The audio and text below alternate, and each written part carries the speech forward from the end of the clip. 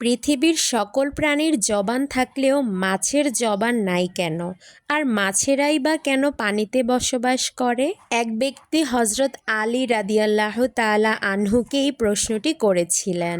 তখন হজরত আলী রাদিয়াল্লাহু তাআলা আনহু বলেছিলেন, জেনে রাখো আল্লাহ তাআলা মাছের মধ্যেও জবান দিয়েছিলেন। তারাও কথা বলতে পারত এবং জমিনেও চলাচল করতে পারত। কিন্তু আফসোস, এই মাছ নিজের উপর জুলুম করেছে, যার ফলে আল্লাহ তাআলা মাছের থেকে কথা বলার ক্ষমতা কেড়ে নিয়েছিলেন এবং তারপরে জমিনে চলাচল করার ক্ষমতাও কেড়ে নিয়েছিলেন। পরিপূর্ণরূপে তাদেরকে এক জলজ প্রাণীতে পরিণত করেছেন। সে আগন্তুক ব্যক্তি জিজ্ঞাসা করল, হে আলী, মাছেরা নিজেদের উপর কি জুলুম করেছে? হজরত আলী রাদিয়াল্লাহু তাআলা আনহু উত্তর দিয়েছিলেন, মহান আল্লাহ তাআলা হজরত আদম আলাইহিসসালামকে সৃষ্টি করার পরে ফেরেশতাগণকে নির্দেশ দিলেন যে তোমরা সকলে আদমকে সিজদা করো। তখন সমস্ত ফেরেশতা হজরত আদম আলাইহিসসালামকে সিজদা করলো, কিন্তু ইবলিস শয়তান হজরত আদম আলাইহিসসালামকে সিজদা করতে অস্বীকৃতি জানালো। ইবলিস আল্লাহ তাআলার হুকুম অমান্য করে বলতে লাগলো, আপনি আমাকে আগুন থেকে তৈরি করেছেন আর আদমকে সামান্য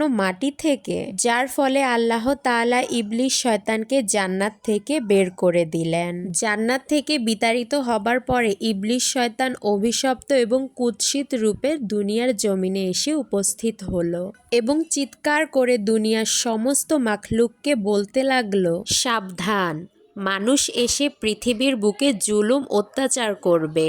সে সময় মাছেরা পানিতেও চলাচল করতে পারত, জমিনেও চলাচল করতে পারত। তখন তারা উভচর প্রাণী ছিল, এমনকি তখন মাছেরা কথাও বলতে পারত। ইবলিস শয়তান সমস্ত প্রাণীদের মধ্যে সর্বপ্রথমে মাছদেরকেই কুমন্ত্রণা দিয়েছিল।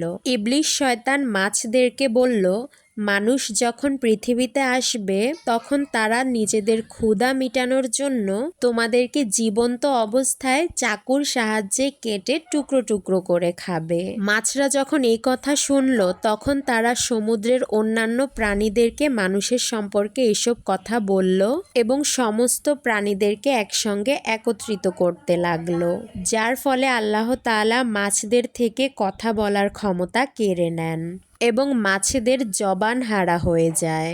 পাশাপাশি আল্লাহ তাআলা মাছদেরকে এই বিধান জারি করেন যে কোনো মানুষ মাছদেরকে জবেহ করতে হবে না, তাদেরকে জীবিত অথবা মৃত উভয় অবস্থাতেই কাটা যাবে। অন্য সকল প্রাণীদেরকে আল্লাহর নাম নিয়ে জবাই করার বিধান যে প্রযোজ্য, সেটা মাছদের ক্ষেত্রে প্রযোজ্য হবে না, কেননা আমি তোমাদের জীবনকে পানির মধ্যে সীমাবদ্ধ করে দিব। মাছদের উদ্দেশ্যে বলা হলো, তোমাদেরকে যখন পানির নিচ থেকে উঠানো হবে তোমরা নিজেরাই ছটপট করে মারা যাবে। এর ফলে যখনই মাছকে পানি থেকে বের করা হয় তখনই তারা ছটপট করতে থাকে এবং মাছের গায়ে থাকা সমস্ত রক্ত এসে তার গলার মধ্যে থাকা একটি গ্রন্থিতে জমা হয়ে যায়। এই জন্য মাছকে খাওয়ার জন্য বিশেষ প্রক্রিয়ায় জবাই করার কোনো বাধ্যবাধকতা নেই।